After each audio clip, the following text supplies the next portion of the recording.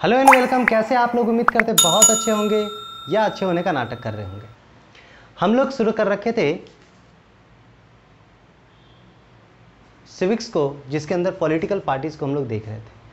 अब इसके अंदर हम लोग को समझना है, जो हमारा आज का टॉपिक है, कि क्या क्या चैलेंजेज होते हैं पॉलिटिकल पार्टीज को, और इस चैलेंजेस में क्या क्या होता है, इन चीज़ों को हम लोग को देखना है।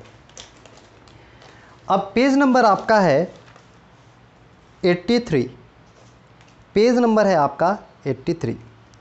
अब इस 83 पेज नंबर के अंदर मैं बार बार बोलूँ, जितने भी इमेजेस है उसको अच्छे से ध्यान रखिएगा, उससे डायरेक्टली क्वेश्चन आ जाता है। ये देख रहे हैं पपेट वाला, ये क्या है? एक प्राइम मिनिस्टर है, किसके? इटली के, जिसका नाम क्या है? बर्सुलोनी, पीएम ऑफ इटली। एक 2 नंबर पे पूछ सकता है, ठीक है,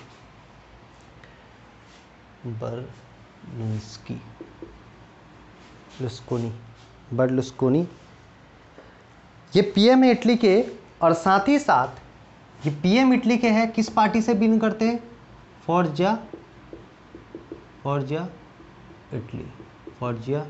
इटली, ठीक है ना, फॉर्जा इटली। और ये क्या है? एक बहुत बड़े बिजनेसमैन है। क्या चीज़ का बिजनेस है इनका? तो ये इनका एक टीवी चैनल्स है, ठीक है। उसके बाद एसी मिलान फुटबॉल क्लब है, उसके मालिक है ना। उसके बाद इनका और चीज़ों में पैसा लगा है बेसिकली। ये क्या है? जब जितना जो पैसा वाला आएगा उस हिसाब से उसको अपने हिसाब से लोगों को चलाएगा, ठीक है ना। मतलब पैसा और पावर हम लोग देखेंगे कि क्या क्या कैसे मिसयूज करते हैं लोग इसको डेमोक्रेसी के अंदर, इन चीज़ों को देखते हैं। तो सबसे पहला जो चैलेंज है डेमोक्रेसी का, वह है लैक ऑफ इंटरनल डेमोक्रेसी। आप बात कर रहे हैं देश की डेमोक्रेसी की, लेकिन जब पार्टी की बात करते हैं तो पार्टी के अंदर ही डेमोक्रेसी नहीं है ना। पार्टी के अंदर ही डेमोक्रेसी नहीं है, इसका मतलब क्या है कि जो एक पार्टी है, जैसे आप कांग्रेस को देख लीजिए, कांग्रेस का जो प्रेसिडेंट है वो हमेशा एक ही फैमिली से बिलोंग कर रहा है, कोई दूसरा चेंज नहीं हो रहा है। मतलब जो टॉप लीडर्स है, वो जो टॉप पोजीशन है वो फिक्स है कि वो उसका बेटा बनेगा, ठीक है ना।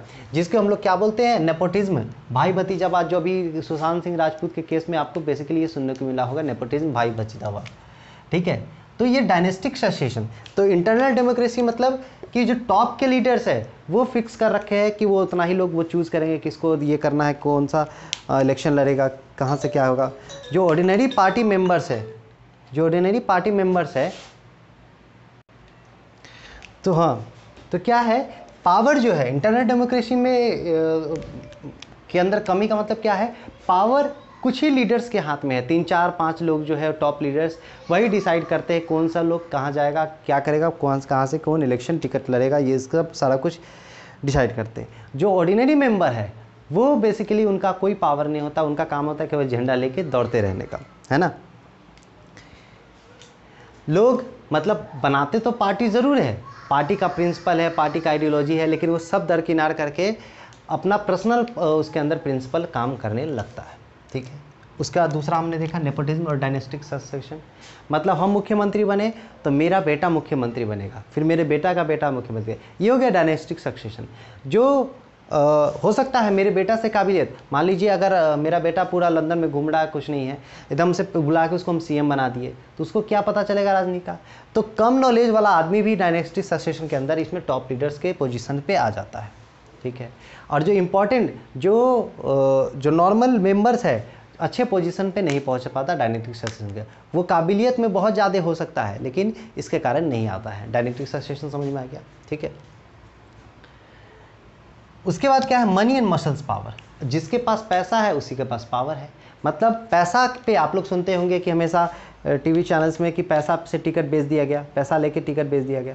इसमें बहुत बार वैसे लोगों को भी टिकट दे दिया जाता है जो क्रिमिनल केस से बिलोंग रखते हैं, ठीक है, जिन पे बहुत सारा क्रिमिनल केसेस चलता रह रहा है ना। तो वैसे कैंडिडेट को नॉमिनेट करते हैं जिनके पास पैसा ज़्यादा हो, मतलब पैसा से टिकट खरीद लेते हैं। ठीक है। तो क्योंकि इसलिए चाहते हैं ऐसा लोगों को, ताकि उनका जो इलेक्शन का एक्सपेंसेज है वो उस पार्टी का वो पर्टिकुलर व्यक्ति उठा ले, ठीक है। ये हो गया मनी एंड मसल पावर। उसके बाद है no meaningful choice. No meaningful choice का मतलब कि पार्टी आपको देखने बहुत सारा लगेगा, कैंडिडेट आपको देखने बहुत सारा लगेगा, लेकिन सब एक ही बात बोलेगा, हम आएंगे तो सड़क बनाएंगे, हम आएंगे तो आपको बिजली लाएंगे, हम आएंगे तो आपका स्वास्थ्य सेवा अच्छा करेंगे। किसी के आइडियोलॉजी में आपको डिफरेंसेस नहीं लगेगा, ठीक है। तो ये बेसिकली मीनिंगफुल चॉइस नहीं है, सबका ऑलमोस्ट सेम रहता है। सब जैसे इंडियन की बात करें, इंडियन कंटेक्स्ट की बात करें तो सब सेक्युलरिज्म की बात करता है, सारे लोग सेक्युलरिज्म की बात करते हैं, सबका आइडियोलॉजी सेम है, कुछ भी डिफरेंसेस नहीं है। तो ये मीनिंगफुल चॉइस नहीं है, आपको उसी कैंडिडेट में से चुनना होता है, ठीक है। कहने का मतलब नो मीनिंगफुल चॉइस का मतलब, कहने का मतलब कि आइडियोलॉजिकल डिफरेंसेज नहीं होता है, नो आइडियोलॉजिकल डिफरेंसेज, सब सेम लगता है, ठीक है। ये चैलेंजेस है, पहला लैक ऑफ इंटरनल डेमोक्रेसी, दूसरा नेपोटिज्म, तीसरा money and muscle power, and चौथा नो मीनिंगफुल चॉइसेस, ठीक है ना, मतलब नो आइडियोलॉजिकल डिफरेंसेस। आप इसको चेंज भी करके भी लिख सकते हैं, नो आइडियोलॉजिकल डिफरेंसेस, ठीक है। ये तो था आपको चैलेंजेस। अब चैलेंजेस के बाद आपका बारी है पेज नंबर 84, जो लास्ट टॉपिक है हमारा, सॉरी 85। इसके अंदर क्या है, how can party B reform, party को कैसे रिफॉर्म किया जाता है, इसको हम लोग देखते हैं। चलिए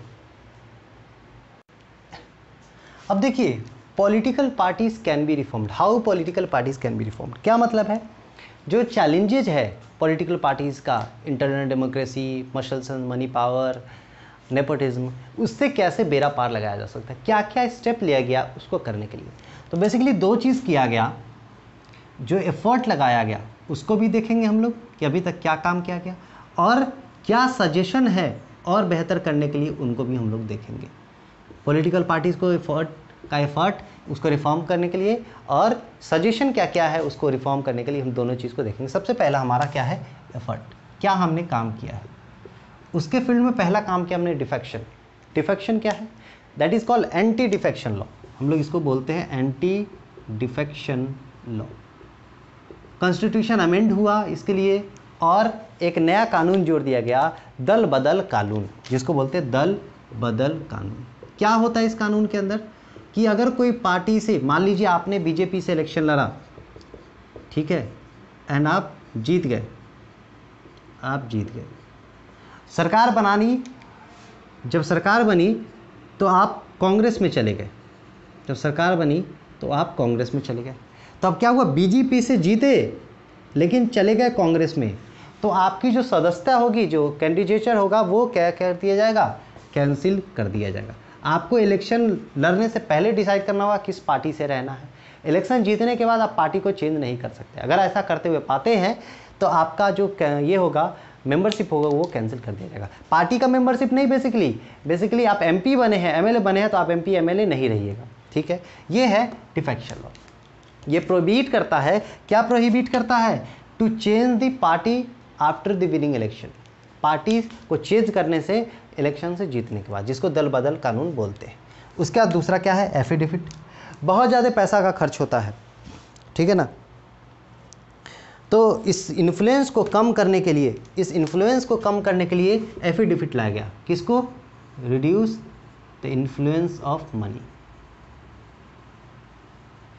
क्या कहा गया, इसमें आपको एफिडेविट में एक स्टेटमेंट के फॉर्म में लिखा होता है, उसमें आपको डिक्लेयर करना होता है कि आपके पास कितना संपत्ति है, आप पे कितना क्रिमिनल केसेस हैं, ये सारे चीज़ को आपको डिक्लेयर करके, और आपको ये लिखना होता है कि ये दिया गया जानकारी सारा कुछ सही है। तो लोग आपके पास कितना पैसा है, आपके पास कितना क्रिमिनल केसेस है, on the basis of that people decide करें कि आपको जिताना है या नहीं जिताना है, ठीक है। ये दूसरा एफिडेविट किया गया है ना, मतलब एक साइन डॉक्यूमेंट है, आपने साइन किया है, ठीक है। एफिडेविट क्या है, एक sign document submitted to an officer, एक sign document submitted to an officer by whom, by the candidate, declaring what, their asset and their criminal cases. उसके बाद है तीसरा रिफॉर्म, क्या है, तीसरा एफर्ट क्या लगाया गया, इनकम टैक्स रिटर्न। अब पार्टी को इनकम टैक्स रिटर्न भरना है, कैंडिडेट को इनकम टैक्स रिटर्न भरना है, कि आप कितना आय है और कितना व्यय है, ये सारा कुछ आपको इनकम टैक्स रिटर्न के अंदर देना है, ठीक है। ये तीन एफर्ट लगाएगा, एक डिफेक्शन, आपको स्टार्टिंग लिखना है डिफेक्शन, उसके बाद फिर ये चीज़, उसके बाद एफिडेविट, उसके बाद ये चीज़, फिर इनकम टैक्स रिटर्न, उसके बाद ये चीज़, है ना। ये पहले हेडिंग देना है, फिर उसके बाद नीचे हेडिंग देना, फिर उसके बाद नीचे। ऐसे आपको क्या होगा, लोग समझे अच्छा आपने बहुत मेहनत किया, ठीक है। उसके बाद क्या है, ये तो था एफर्ट, हम बात करते हैं अब सजेशन की। क्या क्या सजेशन है इसके रिगार्डिंग जो करने के लिए बोला जा रहा है। तो पहला सजेशन है इंटरनल डेमोक्रेसी के रिगार्डिंग। पहला सजेशन है किसके, इंटरनल डेमोक्रेसी के रिगार्डिंग। क्या सजेशन है भाई, तो इंटरनल डेमोक्रेसी के अंदर पार्टी के अंदर एक ऐसा बने, एक अलग से मतलब बाहरी लोग देखे कि पार्टी के अंदर मतलब बाहर से एक मतलब उसका चीफ बने, ठीक है ना, जो वो देखे कि पार्टी के अंदर सब कुछ सही ढंग से चल रहा है कि नहीं, ठीक है। उसके बाद क्या है, दूसरा क्या एफर्ट सजेशन है, वुमेन्स रिजर्वेशन। मतलब हर एक पार्टी को 1/3 1/3 सीट देना है, किसको, वुमेन्स को, ये सजेशन है। और साथ ही साथ जो इंटरनल मीटिंग है पार्टी के, इंटरनल मीटिंग है, ठीक है, या बोर्ड मेंबर है इंटरनल, उसमें भी 1/3 मेंबर को रखा जाए महिला को, ये सजेशन है, ठीक है ना, रिजर्वेशन, वुमेन रिजर्वेशन का। तीसरा क्या है आपको, तीसरा सजेशन क्या है, स्टेट फंडिंग। मतलब इलेक्शन लड़ने के लिए पार्टी अपना पैसा खर्चा नहीं करे, सरकार उसको पैसा दे, ठीक है, जिससे क्या होगा, सरकार इतना दे दिया, अब इसी में आपको सब कुछ खर्च करना है। अब इसके अलावा और क्या हो सकता है, तो और सजेशन क्या, मान लीजिए जैसे आप लोग बोलते हैं कि आपको ज़्यादा चेंज करने का शौक हो रहा है ना, या इलेक्शन लड़ लीजिए, तो मतलब आप खुद इलेक्शन लड़ लीजिए, ठीक है ना। एक तरीका क्या है, आप प्रेशर बनाइए, एक तरीका क्या है, आप प्रेशर बनाइए, दूसरा तरीका है कि सेल्फ इलेक्शन लड़ लीजिए। ये दोनों तरीका है पार्टी में रिफॉर्म करने का, ठीक है ना। चलिए, आई होप सो आपको समझ में आया होगा, मज़ा आया होगा। फिर भी कोई डाउट है हमारे एंड से, अगर कोई कमी रह गई है तो प्लीज़ आप अपना डाउट कमेंट सेक्शन में डालिए, हम उसको और कोशिश करेंगे बेहतर करने का और एक डाउट सेशन लेने का। 2-3 बार वीडियो देखिए, गारंटी देता हूँ मैं चीज़ें समझ में आएगी। इस वीडियो देखने के बाद 24 घंटा के अंदर आपको क्वेश्चंस, ये आपका इसका जो नोट्स है, वेबसाइट आपके जो ऐप है KJ group of institution, play store पर मिल जाएगा, यहाँ से आपको नोट्स इसका मिल जाएगा, ठीक है। चलिए जी, थैंक यू वेरी मच, समझ में आएगा, मज़ा आएगा। जय हिंद, जय भारत, जय बिहार।